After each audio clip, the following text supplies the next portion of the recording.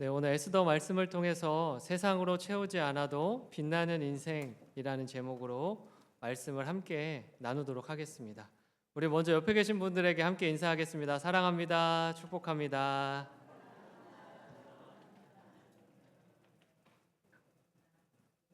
네, 한 번 더 인사하실 때 앞뒤에 계신 분들과 함께 인사하겠습니다. 사랑합니다. 축복합니다. 네, 제가 혹시나 또 한 번 더 시킬까봐 자진해서 열심히 하시는 모습 아주 보기 좋습니다.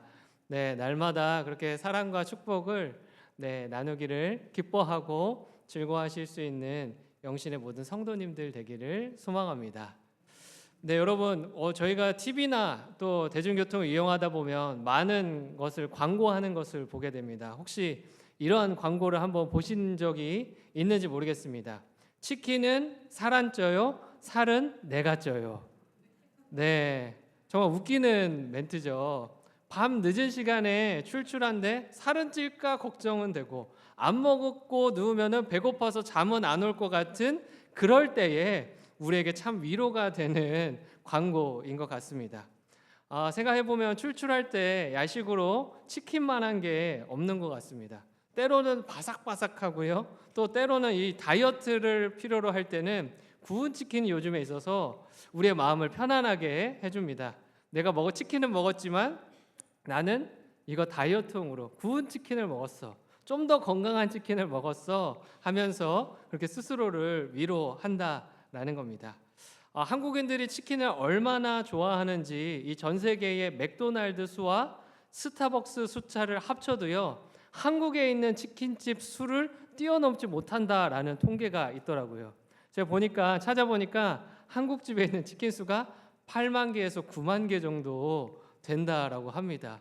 맥도날드는 막 4만 개, 스타벅스는 3만 개 이 정도 되더라고요. 그러니까 8만 개에 도저히 미치지 못하는 숫자다라는 겁니다. 그래서 그만큼 한국에는요, 많은 치킨집이 있고 많은 한국 사람들이 치킨을 좋아하더라라는 겁니다.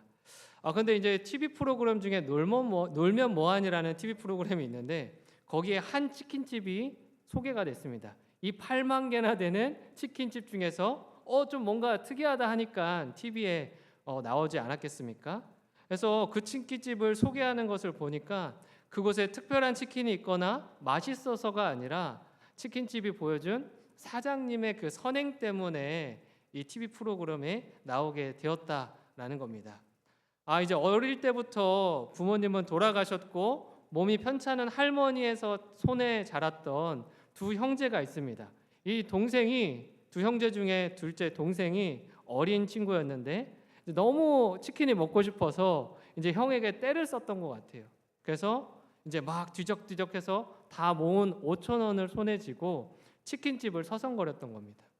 그래서 이제 치킨집 사장님에게 쭈뼛거리면서 들어가서 혹시 내 수중에 지금 가진 게 이거밖에 없는데 이만치 치킨을 먹을 수 있겠냐, 가능하겠냐, 이렇게 물어봤다라는 겁니다. 그러자 치킨집 사장님이 어떻게 했을까요?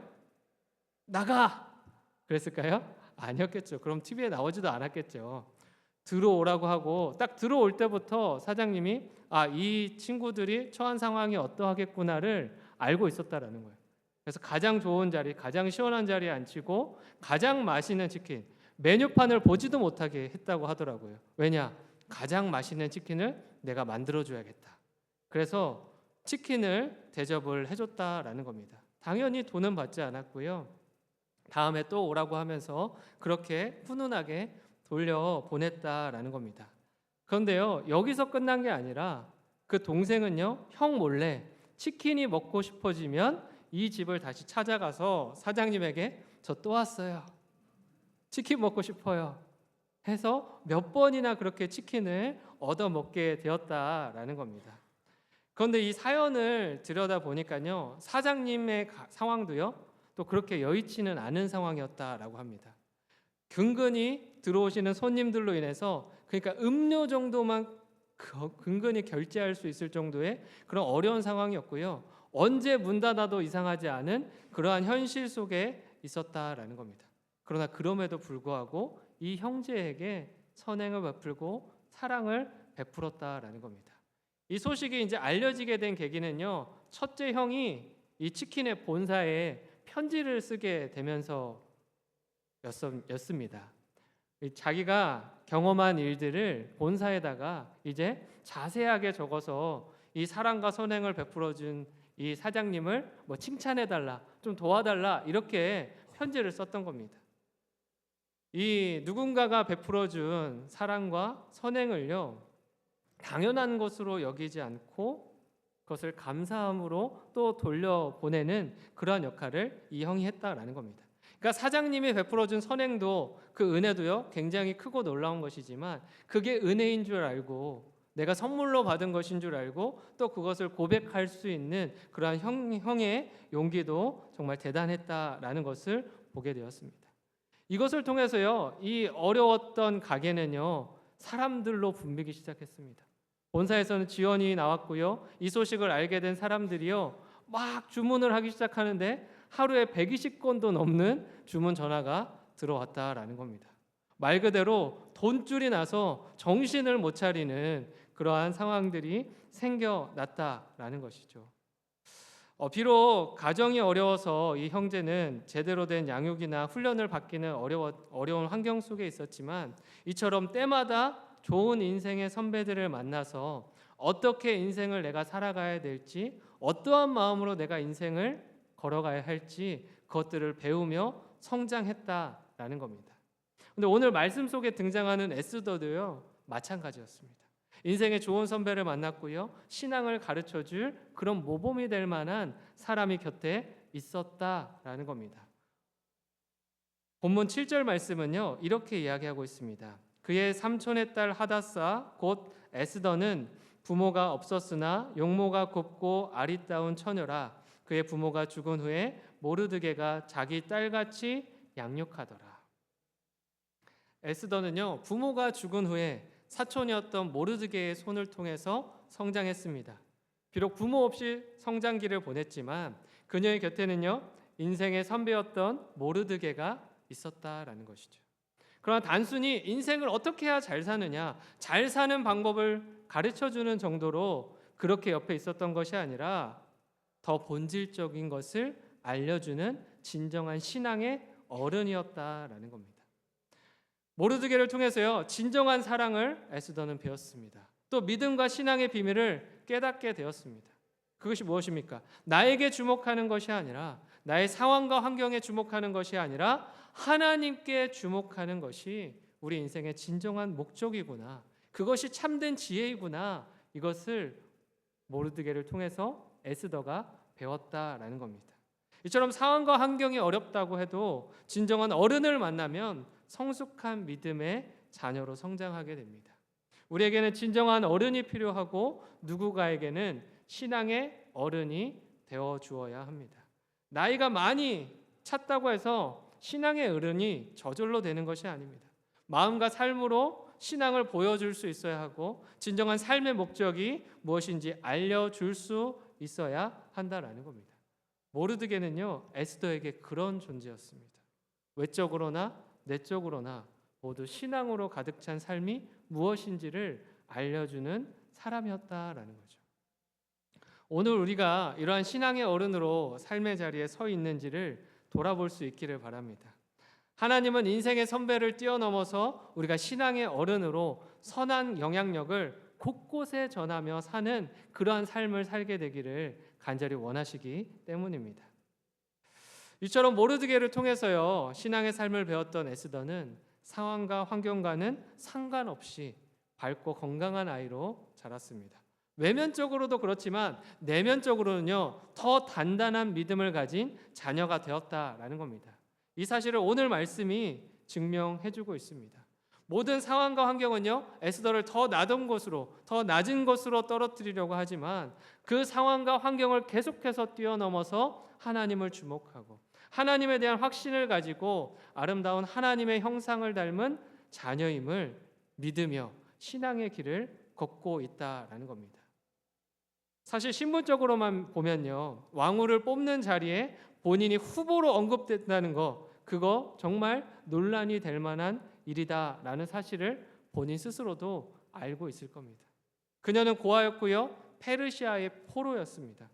구약성경 에스라와 느헤미야가 바벨론에서 예루살렘으로 귀환한 그 유대인들에 대한 이야기라면, 에스더서는 예루살렘으로 귀환하지 않고 그 바벨론 땅에 남아있다가 페르시아 제국에 흡수되었던 그 유대인들의 이야기이기 때문입니다. 상황과 환경을 따져보면요, 신분적으로 보면요, 보잘것이 없다라는 것이죠. 그러나 하나님은 이와 같이 보잘것없어 보이는 여인을 통해서 모든 유대인들의 구원을 이루셨습니다. 사실 보잘것없는 여인의 삶의 깃든 하나님의 사랑의 이야기처럼 비춰질지 모르지만, 한 여인을 위한 이야기가 아니라 모든 유대인을 구원하기 위한 하나님의 보이지 않는 손길이었고 계획이었다라는 겁니다.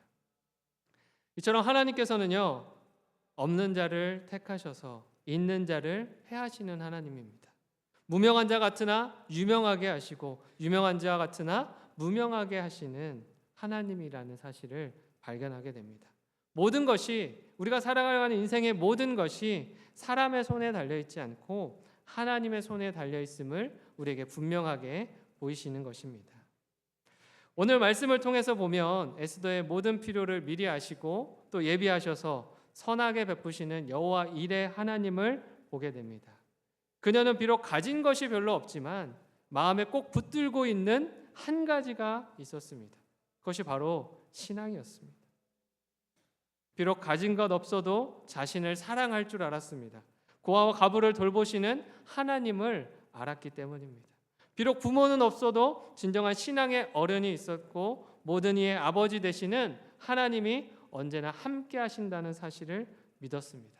그래서 외면적인 아름다움보다 내면에 더 아름다운 그 믿음과 신앙을 가지고 있었다라는 거죠. 그것을 통해서요, 어떠한 상황과 환경에서도 주눅들지 않고 당당하게 세상 앞에, 사람 앞에 설 수 있었다라는 겁니다. 그러다 어느 날 왕의 조서와 명령이 반포되었고 수많은 사람들이 왕후가 되기 위해서 모인 그 자리에서 그녀가 가진 것을 보이고 있습니다. 2장 3절 말씀 함께 보겠습니다. 함께 읽겠습니다. 시작. 전국 각 지방의 관리를 명령하여 아리따운 처녀를 다 도성 수산으로 모아 후궁으로 들여 궁녀를 주관하는 내시 헤게의 손에 맡겨 그 몸을 정결하게 하는 물품을 주게 하시고. 요세푸스의 기록에 의하면요, 처녀들이 도성 수산에 많이 모였는데 그 숫자는 약 400명 정도였다라고 합니다. 400대 1의 경쟁을 뚫어야만 왕후의 자리에 오를 수 있었다라는 겁니다. 대부분의 사람들은 왕후가 될 것이라는 분명한 목적을 가지고 그 자리에 온 사람들이었습니다. 이 중에는요, 자신의 의지와 상관없이 서 있는 사람은 에스더 한 사람뿐이었다라는 겁니다. 이렇게 모인 처녀들은요, 12달 동안 자신을 단장하고요, 왕에게 나아갈 수 있는 기회를 얻었습니다. 12절과 13절에 그 말씀이 나와 있는데요, 함께 읽어보겠습니다. 시작. 처녀마다 차례대로 아하수에로 왕에게 나아가기 전에 여자에 대하여 정한 규례대로 12달 동안을 행하되 6달은 모략 기름을 쓰고 6달은 향품과 여자에게 쓰는 다른 물품을 써서 몸을 정결하게 하는 기한을 마치고, 처녀가 왕에게 나아갈 때에는 그가 구하는 것을 다 주어 후궁에서 왕궁으로 가지고 가게 하고. 왕후가 되기 위해 모였던 사람들은요, 차례대로 아하수에로 왕 앞에 설 수 있는 기회를 얻었습니다. 그러나 이들에게 왕 앞에 설 수 있는 기회는요, 여러 번이 아니었습니다. 딱 한 번이었습니다. 내가 왕 앞에 한 번 서서 마음에 들지 않으면요, 그것으로 나는 탈락이었습니다. 한 번에 왕의 마음을 사로잡아 했기 때문에, 왕의 마음을 사로만 잡는다면 내 인생이 역조될 수 있는 중요한 기회입니다. 단 한 번의 기회, 단 한순간, 바로 이것을 위해서 많은 사람들이 찾아왔고 그것에 잘 보이기 위해서 엄청난 노력을 했다라는 겁니다. 순간적으로 사람의 마음을 얻는다는 것, 그것이 얼마나 어려운 일입니까? 무엇보다 어려운 일입니다. 여러 번 보고 대화하고 알아가도 잘 모르는 게 사람인데, 상대의 매력을 알려면 알아가는 시간이 필요한데, 그러나 왕에게 선택받을 수 있는 기회는요, 단 한순간이었고요. 단 한 번의 기회였다라는 겁니다. 그러니까 왕 앞에 서는 사람들이 어떠했겠습니까? 더 눈에 띄려고, 더 잘 보이려고, 더 화려해 보이려고 치장할 수 있는 모든 장신구들을 다 구했고요. 그 구하는 것을 다 관리들이 내어 주었다라는 겁니다. 가장 아름다워 보이는 사람으로 왕이 선택하기 때문에, 그 사람을 선택할 것이기 때문에 아름다움을 치장할 수 있는 모든 것으로, 세상의 모든 아름다움으로 그렇게 이들이 치장하고 나아갔다라는 겁니다. 모두가 이렇게 자신을 아름답게 꾸미는데 열중하고 있습니다. 그런데 이 가운데 에스더는 어떻게 하고 있는지 15절 말씀에서는 이렇게 이야기합니다. 함께 읽어보겠습니다. 시작. 모르드게의 삼촌 아비하일의 딸 곧 모르드게가 자기의 딸같이 양육하는 에스더가 차례대로 왕에게 나아갈 때에 궁녀를 주관하는 내시 헤게가 정한 것 외에는 다른 것을 구하지 아니하였으나 모든 보는 자에게 사랑을 받더라. 다른 사람들은요, 무엇인가를 달라고 하기 바쁩니다. 저는 이것도 필요하고요, 저것도 필요합니다. 저를 더 아름답게 하려면 이러한 것들이 필요합니다. 그런 것들을 계속해서 요구했다라는 겁니다. 그러나 에스더는 어떻습니까? 내시 헤게가 정한 것 외에는 다른 것을 구하지 않았더라. 에스더는요, 다른 처녀들에 비해서 덜 화려해 보였을지는 모릅니다. 그러나 에스더는 다른 어떠한 사람들보다 더 빛이 났습니다. 그리고 에스더를 본 사람들은요, 에스더의 그 아름다움에 매료되었다라는 겁니다. 어떻게 이런 일이 가능합니까? 단순히 사람이 이뻐 보이고 아름다워서 이러한 일들이 일어나는 겁니까? 그렇지 않다라는 거죠. 하나님께서 개입하셔서 에스더의 앞에서 또 뒤에서 그 모든 순간에서 그 손으로 일하셨기 때문에 이러한 일이 가능했다라는 겁니다. 에스더는요, 이 사실을 알고 있었습니다. 세상적인 화려함으로 내가 아름답게 치장하지 않아도, 나를 휘감지 않아도 하나님이 보신 내면의 그 아름다움이 이미 내 안에 있다. 그리고 그것을 더욱더 아름답게 빛나게 하실 것이다. 이 믿음이 그녀 안에 있었다라는 겁니다. 이 모든 것은요, 사실 오래전부터 에스더를 준비시킨 하나님의 은혜와 섭립 속에서 모든 일이 이루어지고 있었습니다.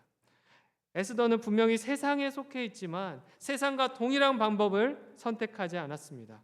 세상에서 갖춰야 할 모습과 방법보다도 하나님의 도우심을 구했고, 하나님의 방법으로 나를 사용하실 것이다. 하나님의 통로로 나를 이끌어 가실 것이다. 그렇게 모르드게와 함께 기도하며 기대했기 때문에 이 사실을 따를 수 있었다라는 겁니다. 때로는요, 불리해 보이고 어리석은 사람처럼 보일 수도 있었습니다. 그들과 같이 행동하는 것이 아니라 구별된 자의 모습으로 그러나 살아가기를 이들은 매 순간을 결단했다라는 것입니다. 이러한 그녀의 결단을 옆에서 지키도록 함께 기도하며 도왔던 모르드게가 그녀의 신앙을 만들었습니다. 그리고 이 신앙이 그녀를 살렸고요, 모든 유대인의 생명을 살리는 놀라운 역사를 만들어냈다라는 겁니다. 그녀가 걸어온 모든 여정을 보면 항상 하나님의 손길이 함께했습니다. 헤게를 만났을 때도, 왕 앞에 섰을 때도 마찬가지였습니다. 9절과 17절은 이렇게 이야기합니다. 헤게가 이 처녀를 좋게 보고 은혜를 베풀어. 17절은 이야기합니다. 왕이 모든 여자보다 에스더를 더 사랑하므로 그가 모든 처녀보다 왕 앞에 더 은총을 얻은지라. 왕이 그의 머리에 관을 씌우고 와스디를 대신하여 왕으로 삼은 후에. 이 은혜와 은총이 항상 있었다라는 겁니다. 왕이 모든 여자보다 에스더를 더 사랑할 이유가 있습니까? 아하수에로 왕이 화려한 여자보다 수수하고 순수한 여자를 더 선호했기 때문에 그녀를 선택하고 그녀를 사랑한 것입니까? 그렇지 않다라는 거죠. 매 순간 함께 하시며 도우시는 손길이 있었습니다. 매 순간 하나님의 돌보심이 있었고 인도하심이 있었습니다. 또 하나님의 그 은혜 속에서 한순간도 벗어나지 않도록 사람을 예비하셨고 준비하셨고 또 만나게 하셨다라는 겁니다. 더 나아가서는 그것을 누리게까지 하셨다라는 것이죠. 에스더가요, 지금 당장 눈앞에 처한 상황과 환경에만 주목했다면 세상 속에서 세상을 따라갔을 것이 분명하지만 세상 속에 살면서도 구별된 하나님의 사람으로 하나님을 바라보며 살았기에 그 가운데 이 놀라운 인도하심을 경험할 수 있었다라는 겁니다. 에스더뿐만 아니라 성경에는 이와 같은 이들이 많이 등장합니다. 다니엘의 새 친구들도 마찬가지 아니었습니까? 바벨론이라는 거대한 그 이방 제국 앞에서 그 세상의 타협안을 거부하고 거룩한 구별됨을 선택했던 그들에게 돌아온 것은요, 세상의 찬사가 아니었습니다. 너희들 믿음 좋다, 이런 찬사가 아니었다라는 겁니다. 그들의 눈앞에 돌아온 것은요, 금신상에 절하라는 세상의 거센 압력에 절하지 않음으로 인해 뜨거운 풀무불 속에 던져지는 그러한 어려움을 겪게 되었다라는 겁니다. 그러나 그들에게 거룩히 구별되어서 하나님의 자녀로 하나님의 사람으로 서기를 선택하는 믿음의 결단한 그들에게 하나님 어떻게 행하셨습니까? 다니엘서 3장 25절은 이렇게 이야기합니다. 왕이 또 말하여 이르되 내가 보니 결박되지 아니한 네 사람이 불 가운데로 다니는데 상하지도 아니하였고 그 넷째의 모양은 신들의 아들과 같도다 하고. 분명히 새 친구가 들어갔는데 네 사람이 있다라고 이야기합니다. 그 가운데 함께 하시는 하나님께서 그들을 보호시고 보호하셨다라는 겁니다. 그들의 머리털 하나도 상하지 않도록 그들을 지키셨고요, 보호하셨을 뿐만 아니라 맹렬한 불꽃 가운데 그 한가운데로 주님이 친히 찾아오셔서 그들과 함께 걷고 계셨다라는 것을 보여주셨다라는 것이죠. 세상을 향해 거룩한 구별을 외치는 그들의 믿음의 현장에 하나님이 완벽하게 동행하셨던 것입니다. 다니엘의 새 친구들의 아름다운 신앙의 결단이 결국 그들을 살렸고요, 이방 왕의 입술을 열어서 여호와 하나님을 찬양하게 만들었다라는 겁니다. 그리고 그 민족 가운데에 하나님의 영광을 크게 드러내는 결과를 가져오게 되었다라는 것이죠. 당장은 어리석고 위험해 보이는 거룩한 구별됨의 선택은요, 우리의 생각보다 더 큰 일을 이루고 역전을 만들어내는 놀라운 도구가 되었습니다. 다니엘 새 친구의 인생이 그러했고요, 오늘 본문 에스더의 삶이 그러했다라는 것입니다. 우리의 자금을 크고 놀라운 것으로 사용하시는 분, 우리의 연약함을 강함으로 바꾸시는 분이 바로 여호와 하나님이십니다. 비록 환경이 마음을 흔들지라도 나의 모든 상황 속에서 하나님만 찬양하고 신실하신 하나님만 의지하리라, 그렇게 고백할 수 있는 저와 여러분들이 되길 바랍니다. 우리는 세상에 속해 있지만 세상과 구별된 하나님의 사람들입니다. 하나님의 사람들이 보여주는 마음과 삶의 태도는 분명히 세상의 선택과는, 세상의 모습과는 다른 부분이 있어야 한다라는 겁니다.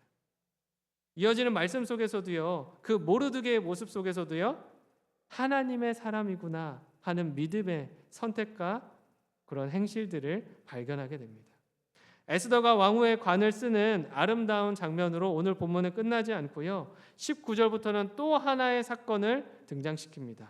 19절 말씀에는 이렇게 이야기합니다. 처녀들을 다시 모을 때에는 모르드게가 대궐문에 앉았더라. 이미 왕으로 에스더가 세워지고 난 다음입니다. 에스더가 왕후에 앉는데 가장 결정적인 역할을 한 사람이 누구입니까? 모르드게입니다. 누구보다 아름다운 신앙으로, 누구보다 아름다운 마음으로 그녀를 만들었고 양육했던 사람입니다. 그렇다면 왕후가 에스더가 되었다면 가장 먼저 이런 혜택들을 누려야 될 사람들이 누구입니까? 모르드게 아니겠습니까? 그런데 상황을 보니까요, 전혀 그렇지 않았다라는 겁니다. 모르드게의 인생이요, 180도 바뀌어서 정말 멋진 인생으로, 또 왕의 인정을 받고 사랑을 받고 너 잘하였다 칭찬받는 인생이 아니라 여전히 모르드게의 현실은요, 궁궐문 앞에 있었다라는 사실을 19절 말씀은 이야기하고 있습니다. 그뿐만 아닙니다. 한 걸음 더 나아가서 오늘 본문 뒷절에서는 왕을 암살하려는 시도를 하는 두 내시의 음모를 모르드게가 발견하고 에스더에게 전달합니다. 그리고 그를 통해서 왕이 목숨을 구하게 되는 그러한 일들이 발생합니다. 이 모든 역할을 누가 감당했습니까? 모르드게가 발견했고요, 전했고요, 그 중심의 역할을 했다라는 겁니다. 왕의 목숨을 구하는 엄청난 공로를 세운 그러한 일들을 행했다라는 겁니다. 그렇다면 이번에는 더 크고 놀라운 일들을 행했으니 그의 삶에 변화가 찾아왔을까요? 23절은요 이렇게 이야기하고 있습니다. 23절 말씀을 함께 읽어보겠습니다. 시작. 조사하여 실증을 얻었으므로 두 사람을 나무에 달고 그 일을 왕 앞에서 궁중일기에 기록하니라. 어떻다고 이야기합니까? 모르드게에게는요 아무런 포상도 감사 인사도 주어지지 않았다. 그렇게 이야기합니다. 이 일은요 그저 궁중일기에 기록될 뿐이었다. 어떤 보상을 받은 것이 아니라 그냥 글로써 일기에 남겨지듯이 그냥 오늘의 하루의 특별한 일, 어떠한 사건 사고로 그렇게 스쳐 지나갔다라는 겁니다. 세상은 모르드게의 위대한 수고를 까맣게 잊었고요. 그는 아무 보상 없이 다시 작고 외로운 궁궐문 앞으로 돌아가야만 했다라는 겁니다. 얼마나 허탈했겠습니까? 내가 정직하게 행했는데 세상은 나를 잊었구나. 내가 왕을 목숨을 구하는 그 놀라운 일을 행했는데 내가 왕후의 자른 에스더를 정말 잘 양육했던 그 한 사람이었는데 나를 잊었구나. 낙심할 수 있는 그런 상황이었다라는 겁니다. 그러나 영적인 눈을 들어서 이 장면을 자세히 보면 또 다른 것을 발견하게 됩니다. 하나님께서 왜 수고하고 헌신한 모르드게에게 당장 세상의 보상을 내어주지 않으셨을까? 세상이 그를 잊은 것이 아니라 배후에 계신 하나님께서 모르드게의 신실한 공로를, 그의 섬김과 사랑을, 그의 모든 헌신을 페르시아의 궁중 일기 속에 잠가두셨다라는 겁니다. 훗날 시간이 흘러서 6장 1절은요 이렇게 증거합니다. 그날 밤에 왕이 잠이 오지 아니하므로 명령하여 역대일기를 가져다가 자기 앞에서 읽히더니, 이 상황은요 악한 하만이 모르드게와 유다 민족 전체를 매달아 죽이려고 하는 그 절박한 그 어두운 밤에 일어난 일이었습니다. 그때에 하나님께서는 아하수에로의 마음에 이것들이 생각나게 하셨다라는 겁니다. 잠에 들지 않게 하시고 그것이 생각나게 하셔서 그 일기를 읽어보라 그렇게 요청했다라는 겁니다. 그리고 잊고 있었던 모르드게의 공로를 꺼내어서 유다 민족 전체를 구원하는 가장 결정적인 대역전의 카드로 그것을 사용하셨다라는 겁니다. 하나님께서는요 그것을 하나님 때에 하나님의 방법으로 사용하시고자 그것을 넣어두셨던 것입니다. 가장 중요한 순간에 그의 헌신이 가장 빛을 발할 수 있도록 그것을 가장 중요한 순간에 그 타이밍에 꺼내어서 대갚아 주신 것이다라는 겁니다. 신앙의 어른이었던 모르드게는 당장 세상의 보상과 찬사가 없다고 불평하지 않았습니다. 세상이 알아주든 그렇지 않든 주어진 오늘이라는 그 일상의 자리, 그 궁궐문 앞을 신앙으로, 믿음으로 굳건히 지켜냈다라는 겁니다. 마찬가지로 처음에 나누었던 치킨집 사장님 이야기를 떠올려 보십시오. 배고픈 형제에게 대가 없이 치킨을 내어주었을 때 그는 당장 어떤 보상도 기대하지 않았습니다. 그저 자신이 할 수 있는 이 상황에서의 그 사랑을, 헌신을 베풀면서 묵묵히 선행을 감당했을 뿐입니다. 당장 아무 보상이 없는 것처럼 보였던 그 작은 섬김이요 가장 결정적인 순간에 사장님의 인생과 가게를 살리는 위대한 반전의 씨앗이 되었다라는 겁니다. 모르드게의 삶이 그러했고 에스더의 결단이 그러했으며 사장님뿐만 아니라 오늘을 살아가는 신앙인으로 오늘을 살아가는 우리의 삶 또한 이와 같아야 합니다. 때로는 세상이 나의 수고를 몰라주는 것 같아 허탈할 때도 있습니다. 남들은 화려한 왕궁에서 호의호식하면서 자신을 치장하고 보상받고 잘 먹고 잘 사는 것 같지만 그렇게 보이는 때가 있다라는 겁니다. 근데 나는 보상도 받지 못하고 누구 하나 알아주지도 않는 그런 궁궐문, 아무것도 없는 그 궁궐문 앞에 멈춰 서 있는 것 같은 그런 느낌을 받을 때가 있더라라는 겁니다. 하지만 여러분 기억하실 수 있기를 바랍니다. 세상의 장부에서는 우리가 누락되었을지언정 살아계신 하나님의 생명책에는 우리가 흘린 그 눈물, 우리가 흘린 그 섬김, 우리가 고백한 그 사랑과 믿음의 모든 고백들을 하나님이 다 기록하고 계신다라는 겁니다. 우리의 모든 것을 빠짐없이 지켜보고 계시고 기억하고 계시고 기록하고 계신다라는 겁니다. 그래서 우리에게 가장 적절한 때에 가장 빛날 수 있는 것으로 우리의 삶에 되돌려 주신다라는 것이죠. 이것을 우리가 기억하며 오늘도 하나님만을 온전히 신뢰할 수 있었으면 좋겠습니다. 세상을 따라가다 보면 세상에 취할 수밖에 없고 세상의 것을 더 좋게 여길 수밖에 없습니다. 그러나 우리가 세상 속에서 빛나지 않더라도 이미 하나님 안에서 찬란하게 빛나는 인생을 살아가고 있다는 이 사실을 기억하여서 오늘도 하나님을 따라 걷는 기쁨을 알아가시고 감사함을 잃지 않는 저와 영신의 모든 성도님들의 되기를 간절히 소망합니다. 기도하겠습니다.